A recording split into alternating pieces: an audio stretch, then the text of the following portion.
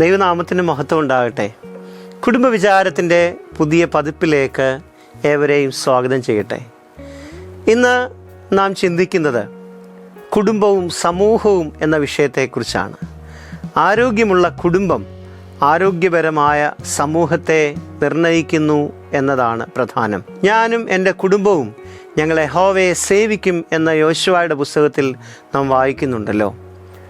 വിശുദ്ധ മത്തായിയുടെ സുവിശേഷം 5-ാം അധ്യായം 9-ാം വാക്യം നാം ഇങ്ങനെയാണ് വായിക്കുന്നത്: സമാധാനം ഉണ്ടാക്കുന്നവർ ഭാഗ്യവാന്മാർ. തീർച്ചയായിട്ടും സമൂഹ നിർമ്മിതിയിൽ നമ്മുടെ കുടുംബത്തിന് വലിയ പങ്കുണ്ട്. ദൈവവചനം വായിക്കുമ്പോൾ ദൈവം ആദ്യം സ്ഥാപിച്ചത് ഒരു സമൂഹമല്ല, ഒരു സഭയല്ല, ഒരു രാഷ്ട്രമല്ല, പിന്നെയോ സമൂഹത്തിൻ്റെ ഏറ്റവും അടിസ്ഥാന ഘടകമായ കുടുംബമാണ്. ഉൽപ്പത്തി പുസ്തകം 2-ാം അധ്യായം 18 മുതൽ 24 വരെയുള്ള വാക്യങ്ങളിൽ നാം വായിക്കുമ്പോൾ അത് മനസ്സിലാക്കാനായിട്ട് സാധിക്കും. അതേ, കുടുംബം സമൂഹത്തിൻ്റെ ആദ്യ വിദ്യാലയമാണ്. ആദ്യ ആരാധനാലയവും ആദ്യ കൗൺസിലിംഗ് സെൻ്ററും ഒക്കെ നമ്മുടെ കുടുംബമാണ്. ഇന്നത്തെ സമൂഹത്തിൽ വർദ്ധിച്ചു വരുന്ന കുടുംബ പ്രശ്നങ്ങൾ, വിവാഹമോചനം, ലഹരിയുടെ ഉപയോഗം, വയോജനങ്ങളുടെ അവഗണന, കുട്ടികളുടെ ഇടയിലുള്ള മാനസിക സമ്മർദ്ദം, യുവജനങ്ങൾക്കിടയിലുള്ള മദ്യമയക്കുമരുന്നുകളുടെ ഉപയോഗം, വിഷാദം, അതിക്രമം, ഇവയെല്ലാം ഒരു കാര്യം നമ്മെ ഓർമ്മപ്പെടുത്തുന്നുണ്ട്. ആരോഗ്യകരമായ സമൂഹം ഉണ്ടാകണമെങ്കിൽ ആദ്യം കുടുംബം ആരോഗ്യകരമാകണം.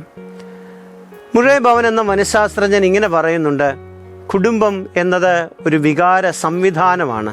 ഒരാളുടെ മാനസികാവസ്ഥ മുഴുവൻ കുടുംബത്തെ സ്വാധീനിക്കുന്നുണ്ട്.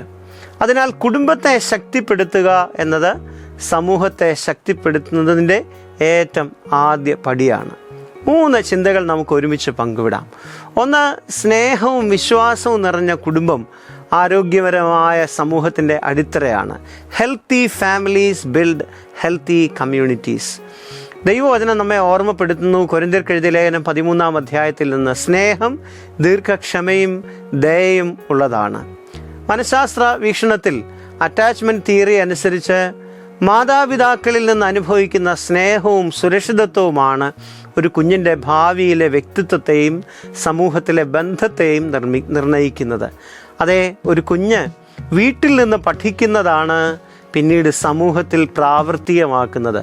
ഭവനത്തിൽ സ്നേഹിക്കാൻ, ഭവനത്തിൽ ക്ഷമിക്കാൻ, ഭവനത്തിൽ നന്നായി സംസാരിക്കാൻ, ഭവനത്തിൽ പ്രശ്നങ്ങളെ പരിഹരിക്കാൻ, കുടുംബത്തിൽ നിന്ന് ഇവയൊക്കെ പഠിക്കുമ്പോഴാണ് ഒരു കുഞ്ഞ് പിന്നീട് സമൂഹത്തിൽ അവയെല്ലാം പ്രായോഗികമാക്കി തീർക്കുന്നതിന് ഇടയാകുന്നത്. ഭവനങ്ങളിൽ അക്രമം കണ്ടു വളരുന്ന കുട്ടിക്ക് തീർച്ചയായിട്ടും അക്രമങ്ങൾ, കോൺഫ്ലിക്റ്റ് എന്ന് പറയുന്നത് വളരെ സാധാരണയായി തോന്നാനുള്ള സാധ്യതയുണ്ട്. അതുകൊണ്ട് സ്നേഹം അനുഭവിച്ച് വളരുന്ന കുഞ്ഞുങ്ങൾ സമൂഹത്തിന് സമാധാനം വിതയ്ക്കും എന്നതിൽ സംശയമില്ല.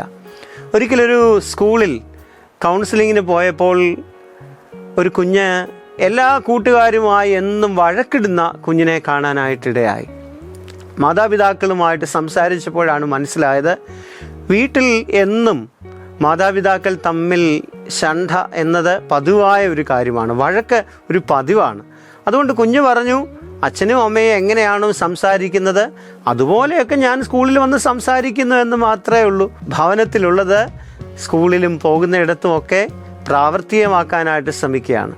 അവനെ ബെറ്റർ ആക്കുന്നത് തീർച്ചയായിട്ടും അവൻ്റെ ഭവനം അനുഗ്രഹീതമാകുമ്പോഴാണ് അവൻ്റെ വാക്കുകളും കുറെ കൂടെ ഭംഗിയായിത്തീരുന്നത്. മാതാപിതാക്കൾ പിന്നീട് പരസ്പരം വഴക്കുകളൊക്കെ കുറയ്ക്കുന്നതിനും ബഹുമാനത്തോടെ സംസാരിക്കാനും ഒക്കെ തുടങ്ങിയപ്പോൾ ചില മാസങ്ങൾ കഴിഞ്ഞപ്പോൾ കുട്ടിയുടെ പെരുമാറ്റത്തിലും വലിയ മാറ്റം വന്നു.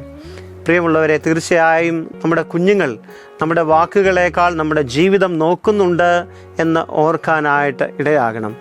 ദൈവവചനത്തിൽ ശമൂവേൽ പ്രവാചകന്റെ പുസ്തകത്തിൽ ഹന്നായെക്കുറിച്ച് നാം വായിക്കുന്നുണ്ട്.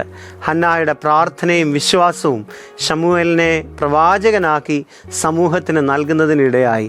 ഒരമ്മയുടെ ഒരു ഭവനത്തിലെ ആത്മീയ ജീവിതം ഒരു രാജ്യത്തിൻ്റെ ചരിത്രം തന്നെ മാറ്റിമറിക്കുന്നതിന് ഇടയായതായിട്ട് കാണുന്നുണ്ട്. അതേ, സ്നേഹം പ്രകടിപ്പിക്കുന്ന കുടുംബങ്ങൾ സമൂഹത്തിൽ സ്നേഹമുള്ള മനുഷ്യരെ സൃഷ്ടിക്കും എന്ന് ഓർക്കാൻ ഇടയാകണം. 2, തുറന്ന ആശയവിനിമയം കുടുംബത്തെ രക്ഷിക്കും, സമൂഹത്തിൽ സമാധാനം വളർത്തും. Communication heels relationship.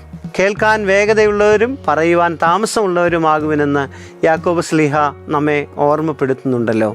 തീർച്ചയായിട്ടും കേൾക്കാൻ ഇടയാകുമ്പോഴാണ്.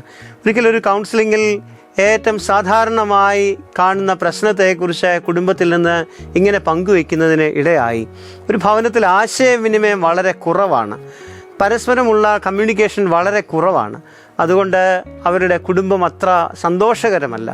സ്നേഹമില്ലാത്തത് കൊണ്ടല്ല, സംസാരമില്ലാത്തത് കൊണ്ടാണ് അങ്ങനെ ആയിത്തീരുന്നത്. തീർച്ചയായിട്ടും കേൾക്കുക എന്നത്, ശ്രദ്ധിക്കുക എന്നത് ഒരു നല്ല സൗഖ്യദായക അനുഭവത്തിൻ്റെ ഭാഗമാണ്, അംഗീകരണത്തിൻ്റെ ഭാഗമാണ് പരസ്പരം കേൾക്കുന്നത്. മനുഷ്യൻ്റെ അടിസ്ഥാന ആവശ്യമാണ്. വിമർശനത്തേക്കാൾ ഉപരി പ്രോത്സാഹനത്തോടെ കേൾക്കാൻ ഇടയാകുമ്പോൾ തീർച്ചയായിട്ടും നമ്മുടെ കുടുംബങ്ങൾ അനുഗ്രഹീതമായി തീരും എന്നതിൽ സംശയമില്ല. ഒരിക്കൽ ഒരു കുടുംബം അവരുടെ അനുഭവങ്ങൾ പങ്കുവെച്ചത് ഇങ്ങനെ ഓർക്കുന്നു. ഭാര്യ പറഞ്ഞു, അദ്ദേഹം എന്നോട് ഒന്നും സംസാരിക്കാറില്ല. ഭർത്താവ് മറുപടിയായിട്ട് പറയുകയാണ്, അവൾ ഒരിക്കലും എന്നെ കേൾക്കാറില്ല. അവരുടെ പ്രശ്നം എന്നത് സ്നേഹക്കുറവൊന്നുമല്ല, പിന്നെയോ പരസ്പരം കേൾക്കാൻ സമയമെടുക്കുന്നില്ല എന്നതാണ്. പിന്നീട് അവർക്കൊരു പരിശീലനമൊക്കെ നൽകി, ഫാമിലി എഡ്യൂക്കേഷനൊക്കെ നൽകി.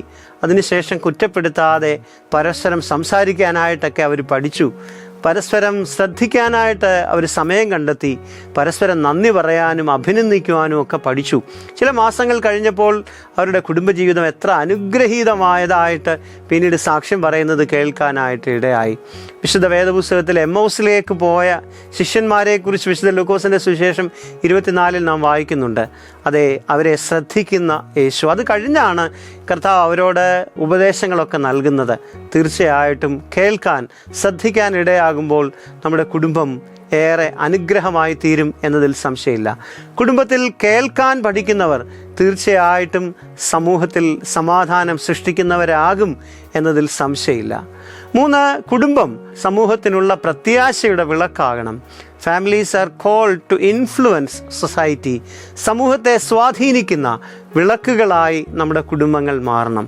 വിശുദ്ധ മത്തായിയുടെ സുവിശേഷം 5:14 കർത്താവ് നമ്മെ ഓർമ്മപ്പെടുത്തുന്നുണ്ട്, നിങ്ങൾ ലോകത്തിൻ്റെ വെളിച്ചമാണ്. You are the light of the world. നിങ്ങൾ ലോകത്തിൻ്റെ വെളിച്ചമാണ്. തീർച്ചയായും നമ്മുടെ കുടുംബങ്ങൾ ഈ സമൂഹത്തിന് വെളിച്ചമായി തീരുമ്പോഴാണ് അനുഗ്രഹമായി തീരുന്നത്. അതേ, ജീവിതത്തിൻ്റെ പ്രതിസന്ധികളെ അതിജീവിക്കാനുള്ള ഏറ്റവും വലിയ ശക്തി എന്നത് പിന്തുണ നൽകുന്ന കുടുംബമാണ്. ഒരു നല്ല കുടുംബം തീർച്ചയായിട്ടും പരസ്പരം പിന്തുണ നൽകുമ്പോൾ അത് ലോകത്തിന് വലിയ പ്രത്യാശ നൽകുന്നതിന് ഇടയായിത്തീരും. വിഷാദം എന്നത് ഇന്ന് ലോകത്തിൻ്റെ വ്യക്തികളിലെ ഒരു യാഥാർത്ഥ്യമായ സംഗതിയാണ്. എന്നാൽ വിഷാദം ഉള്ള അനുഭവങ്ങളിൽ പരസ്പരം പ്രത്യാശ നൽകാൻ, പരാജയം എന്നത് ഒരു ജീവിതത്തിൻ്റെ യാഥാർത്ഥ്യമാണ്. ആ പരാജയത്തിൽ ജീവിതത്തെ ഉയർത്താൻ ഒക്കെ ഇടയായിത്തീരുമ്പോൾ തീർച്ചയായിട്ടും നമ്മുടെ കുടുംബങ്ങൾ അനുഗ്രഹീതമായി തീരും, സമൂഹത്തിന് മാതൃകയായി തീരും എന്നതിൽ സംശയമില്ല. കേരളത്തിലെ ഒരു ഗ്രാമത്തിലെ മദ്യാസക്തിയുള്ള ഒരു കുടുംബത്തെക്കുറിച്ച് നടന്ന ഒരു സംഭവം ഇങ്ങനെ ഓർക്കുന്നുണ്ട്. ഭവനത്തിലെ മദ്യാസക്തനായ ഭവനനാഥൻ, ഗൃഹനാഥൻ, എന്നാൽ ആ ഭാര്യ അദ്ദേഹത്തെ ഉപേക്ഷിക്കുന്നില്ല. കുട്ടികൾ പിതാവിന് വേണ്ടി പ്രാർത്ഥിച്ചു. ആ കുടുംബം ഒന്നായി അദ്ദേഹത്തിൻ്റെ ചികിത്സകളിൽ കൂടെ നിന്നു. ഡി അഡിക്ഷൻ സെൻറ്ററിലൊക്കെ ഭാര്യ ഈ പിതാവിനെ കൊണ്ടുവരുന്നുണ്ട്. നല്ല പിന്തുണയൊക്കെ നൽകി. പിന്നീട് അദ്ദേഹം അതിൽ നിന്നൊക്കെ വിട്ടു നിന്ന് മദ്യത്തിനെയൊക്കെ അതിജീവിച്ച് വളരെ സന്തോഷത്തോടെ ലഹരി വിമുക്ത കുടുംബമായി സന്തോഷത്തോടെ അവരിന്ന് ജീവിക്കുന്നു. ഇന്ന് അദ്ദേഹം ആ സമൂഹത്തിൽ അനേകരെ ലഹരി വിമുക്തരാക്കുന്ന പ്രവർത്തനങ്ങളിൽ സജീവമായി പങ്കുചേരുന്നു. തീർച്ചയായിട്ടും ഒരു കുടുംബത്തിൻ്റെ രക്ഷ ആ സമൂഹത്തിന് തന്നെ വലിയ പ്രത്യാശയായി മാറുന്നത് ഈ സംഭവത്തിലൂടെ നമുക്ക് കാണാനായിട്ട് സാധിക്കും. ലൂക്കോസിൻ്റെ സുവിശേഷം 19-ാം അധ്യായത്തിൽ സക്കായി യേശുവിനെ സ്വീകരിച്ചപ്പോൾ കർത്താവ് പറഞ്ഞു, ഇന്ന് ഈ വീട്ടിന് രക്ഷ വന്നു, ഈ ഭവനത്തിന്. അതെ, ഈ ഭവനത്തിനുണ്ടായ മാറ്റം തീർച്ചയായിട്ടും ആ സമൂഹത്തിന് തന്നെ സ്വാധീനിക്കുവാൻ വലിയ പ്രത്യാശ നൽകുന്നതിന് ഇടയായതായിട്ട് നമുക്ക് കാണുന്നുണ്ട്.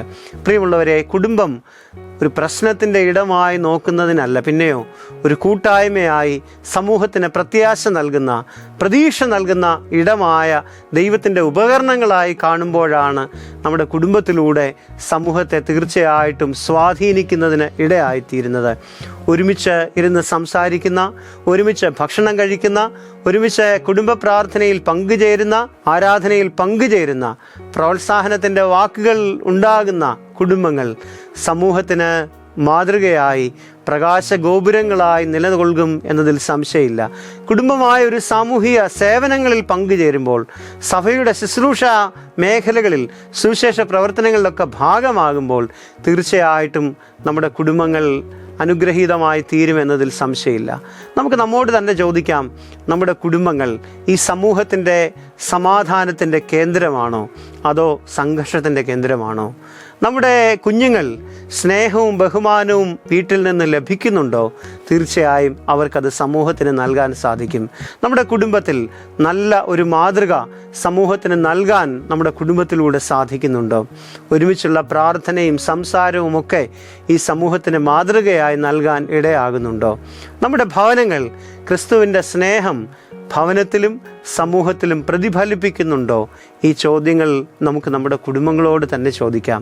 തീർച്ചയായിട്ടും കുടുംബം ദൈവത്തിൻ്റെ ഏറ്റവും മനോഹരമായ സൃഷ്ടികളിലൊന്നാണ്. സമൂഹത്തെ മാറ്റാനുള്ള ഏറ്റവും ശക്തമായ ദൗത്യം നമുക്ക് നമ്മുടെ കുടുംബങ്ങളിലൂടെ തുടങ്ങുന്നതിന് ഇടയാകാം. അപ്പോൾ തീർച്ചയായും നമ്മുടെ സമൂഹം അനുഗ്രഹീതമായി തീരും. ഇന്നു മുതൽ നമ്മുടെ ഓരോ കുടുംബങ്ങളും ഈ 3 തീരുമാനങ്ങൾ എടുക്കുന്നതിന് ഇടയാകണം. നമുക്ക് സ്നേഹത്തോടെ ജീവിക്കാം. സ്നേഹം വാക്കുകളിലല്ല പ്രവൃത്തികളിലും പ്രകടിപ്പിക്കാം. തുറന്ന് സംസാരിക്കാം. കുറ്റപ്പെടുത്താതെ കേൾക്കാനും മനസ്സിലാക്കാനും പഠിക്കാം. സമൂഹത്തിന് അനുഗ്രഹമാകാം. നമ്മുടെ കുടുംബം മറ്റുള്ളവർക്ക് പ്രത്യാശയും പ്രചോദനവും നൽകുന്ന വെളിച്ചത്തിൻ്റെ ഇടങ്ങളായി തീരട്ടെ. അതെ, നിങ്ങളുടെ വെളിച്ചം മറ്റുള്ളവരുടെ മുൻപിൽ പ്രകാശിക്കട്ടെ. നമ്മുടെ സൽപ്രവൃത്തികളെ കണ്ട് സ്വർഗസ്ഥനായ പിതാവിനെ മഹത്വപ്പെടുത്തുന്നതിന് ഇടയാകട്ടെ. പ്രിയമുള്ളവരെ, ഒരു ശക്തമായ കുടുംബം ഒരു ശക്തമായ സമൂഹത്തെ സൃഷ്ടിക്കുന്നു. ഒരു ക്രിസ്തു കേന്ദ്രീകൃത കുടുംബം ഒരു പ്രത്യാശയുള്ള ക്രിസ്തു കേന്ദ്രീകൃതമായ സമൂഹത്തെ സൃഷ്ടിക്കുന്നതിന് ഇടയാകട്ടെ. ദൈവം നമ്മെ അനുഗ്രഹിക്കട്ടെ.